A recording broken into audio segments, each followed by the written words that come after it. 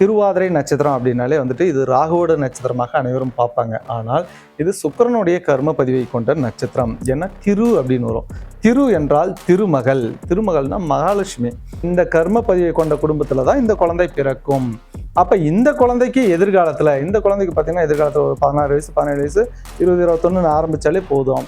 இவர்களுக்கு வந்து love failure அப்படின்ற ஒரு விஷயம் வந்துடும் நார்மலாகவே. பெண்களாக இருந்தால் ரொம்ப கேர்ஃபுல்லாக நான் சொல்லுவேன், பெண்களாக இருந்தால் 12வது முடிச்சுன்னே கல்யாணம் பண்ணிவிடுங்க அப்படின்னு சொல்லிவிடுவேன். ஏன்னா வந்துட்டு ஒரு அவப்பேரே அவர்கள் பெறுவார்கள். நிச்சயமாக இது வந்து மாறவே மாறாது. திருவாதிரை நட்சத்திரனாலே அங்கே திருமணம் பாதிப்பு அப்படின்னு பேர். லக்ஸுரியான வீடு வந்துடும், கார் வந்துடும், எல்லாமே வந்துடும். அப்படி இல்லைனாலையும் ஜாதகர் வந்து இது எல்லாமே நல்லாவே வாங்கிடுவார். காசு, பணம், காரு, வீடு, சொத்து பத்தெல்லாம் இவர்களுக்கு கேள்வியே கிடையாது. இவர்களுடைய வாழ்க்கையில் ஒரே ஒரு கேள்வியே, சார் திருமணம் லேட் ஆகிட்டே போகுது சார். நிறைய திருவாதிரை நட்சத்திரக்காரங்க திருமணமே ஆகாமல் இருக்கிறவங்களையும் பார்த்துருக்காங்க.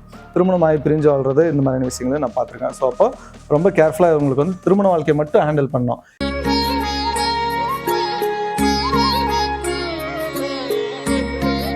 ஆலய தீபம் சேனல் வழியாக உங்கள் அனைவரையும் சந்திப்பதில் பெருமகிழ்ச்சி அடைகிறேன். நான் தருமபுரி ஜோதிடர் பாலாஜி. இன்றைக்கு நட்சத்திரங்களின் வரிசையில் நாம் பார்க்க இருக்கிறது வந்து திருவாதிரை நட்சத்திரம். திருவாதிரை நட்சத்திரம் அப்படின்னாலே வந்துட்டு இது ராகுவோட நட்சத்திரமாக அனைவரும் பார்ப்பாங்க. ஆனால் இது சுக்கிரனுடைய கர்ம பதிவை கொண்ட நட்சத்திரம். ஏன்னா திரு அப்படின்னு வரும். திரு என்றால் திருமகள். திருமகள்னா மகாலட்சுமி. திரு என்றால் திருமணம். அப்போ இவர்களுக்கு ரெண்டு விஷயம் தான் நம்ம பார்க்கணும். அதாவது ஒரு குடும்பத்தில் வந்து ஒரு குழந்தை ஆணாக இருந்தாலும் பெண்ணாக இருந்தாலும் திருவாதிரை நட்சத்திரத்தில் பிறந்தால் அப்போ நிச்சயமாக கம்பல்சரி அவங்களுடைய குடும்பத்தில் என்னன்னா, அவங்க குடும்பன்றது அப்பா கூட பிறந்தவங்க அப்பா பெத்தாத்தா பாட்டி, அம்மா கூட பிறந்தவங்க அம்மா பெத்தாத்தா பாட்டி. இதில் வந்துட்டு ரெண்டு விஷயம். ஒன்று, இந்த லவ் மேரேஜ், இன்டர்காஸ்ட் மேரேஜ், திருமணமாகி பிரிஞ்சு வாழ்றது, ரெண்டு கல்யாணம், அத்தை இருந்தால் அத்தையோட திருமண வாழ்க்கை பாதிக்கப்படுறது, இந்த மாதிரியான விஷயங்கள் அந்த குடும்பத்தில் இருக்கும். இல்லை சார் நீங்கள் சொல்கிற மாதிரி யாருக்கும் அப்பா கூட பிறந்தவங்க அப்பா பெத்தாத்தா பாட்டிக்கோ, அம்மா கூட பிறந்தவங்க அம்மா பெத்தாத்தா பாட்டி, இது யாருக்குமே வந்துட்டு இருதார அமைப்பு கிடையாது, இன்டர்காஸ்ட் மேரேஜ் லவ் மேரேஜ் எல்லாம் எதுவும் கிடையாதுன்னு நீங்கள் சொன்னீங்கன்னா, ரெண்டாவது விஷயம் சுகரு கிட்னின்னு பேர். கிட்னியில் கல், kidney fault, sugar complaint, urinary infection பேர். இந்த விஷயம் இருக்கும். இது வந்து சுக்கிரன் பேர். சுகர்னா சுக்கிரன் பேர். அப்போ இந்த கர்ம பதிவை கொண்ட குடும்பத்தில் தான் இந்த குழந்தை பிறக்கும். அப்போ இந்த குழந்தைக்கு எதிர்காலத்தில், இந்த குழந்தைக்கு பார்த்தீங்கன்னா எதிர்காலத்தில் ஒரு 16 வயசு 17 வயசு 20 21 ஆரம்பித்தாலே போதும். இவர்களுக்கு வந்து லவ் ஃபெயிலியர் அப்படின்ற ஒரு விஷயம் வந்துடும் நார்மலாகவே.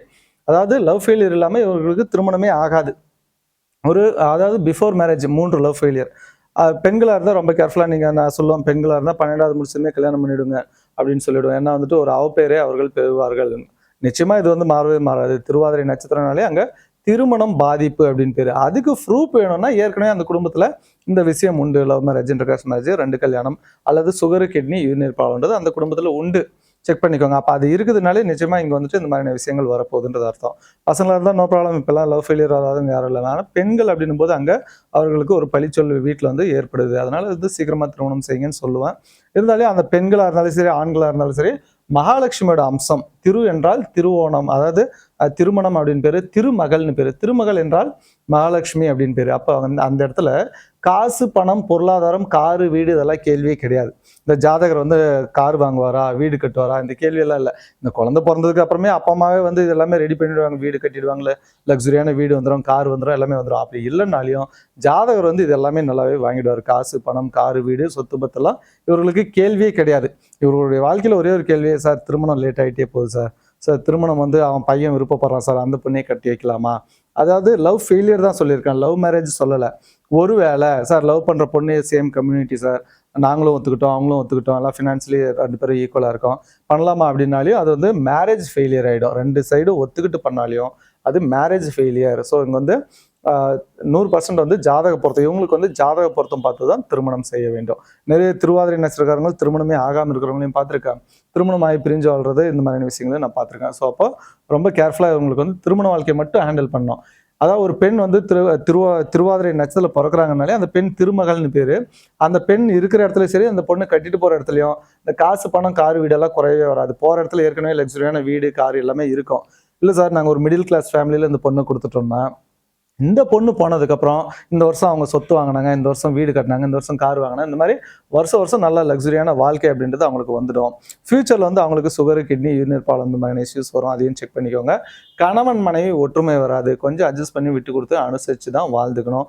இவர்கள் வந்து மருமாங்கல்யம் அப்படின்ற ஒரு விஷயம் செஞ்சுக்கிறது நல்லது.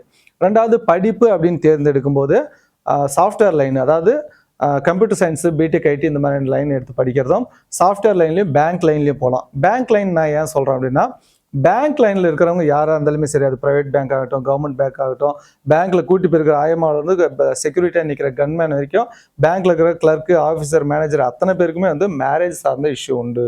திருமணம் ப்ராப்ளம்னு பேர். அப்புறம் ஏன் சார் நீங்கள் பேங்க்குக்கே போக சொல்கிறீங்கன்னா, அந்த கர்மா அங்கே போனால் தான் கழியும். அப்போ சாஃப்ட்வேர் லைன்லையும் பேங்க் லைன்லையும் இந்த திருவாதிரை நட்சத்திரம் கொண்டவர்கள் போகிறது நல்லது. ரெண்டாவது, இவங்க வந்து தாய் தந்தரை விட்டு பிரிஞ்சு ஹாஸ்டல்ல இருந்து படிப்பாங்க. ஸோ சாஃப்ட்வேர் லைனில் படிக்கும் போது இவங்க வெளிநாடு போகிறதுக்கான அமைப்பும் இவர்களுக்கு உண்டு. ஸோ இவர்களுக்கு நம்ம பார்க்க வேண்டியது வந்துட்டு படிப்பு, வேலை, தொழில் சொல்லியிருக்கேன், உடல் ஆரோக்கியம் சொல்லியிருக்கேன். திருமண வாழ்க்கை மட்டும் கேர்ஃபுல்லாக பார்த்துக்கிட்டா போதுமானது. இவங்க வாழ்க்கையில் வந்து சக்ஸஸ் பண்ணிடுவாங்க. காசு, பணம், காரு, வீடு கேள்வி இல்லை, திருமணம் அப்படின்றது ஒரு கேள்வி. ஸோ இது மட்டும் பார்த்து ஹேண்டில் பண்ணுங்க. இவர்களுக்கான வழிபடும் தெய்வம் வந்துட்டு ஸ்ரீரங்கம் ரங்கநாத பெருமாள், அதே போல் திருச்சானூர் பத்மாவதி தாயார். இந்த 2 பேரையும் வழிபட்டு வரும்போது, அதே கேரளா பக்கம் போகிறீங்க அப்படின்னும் போது இந்த 1.5 லட்சம் கோடி தங்கம் கிடைச்சிச்சு இல்லையா, பத்மநாப சுவாமிகள். ஸோ இதெல்லாமே வழிபட்டு வரும்போது இவர்கள் வாழ்க்கையில் மேலும் மேலும் வெற்றி பெறுவார்கள். நன்றி. வாழ்க வளமுடன்.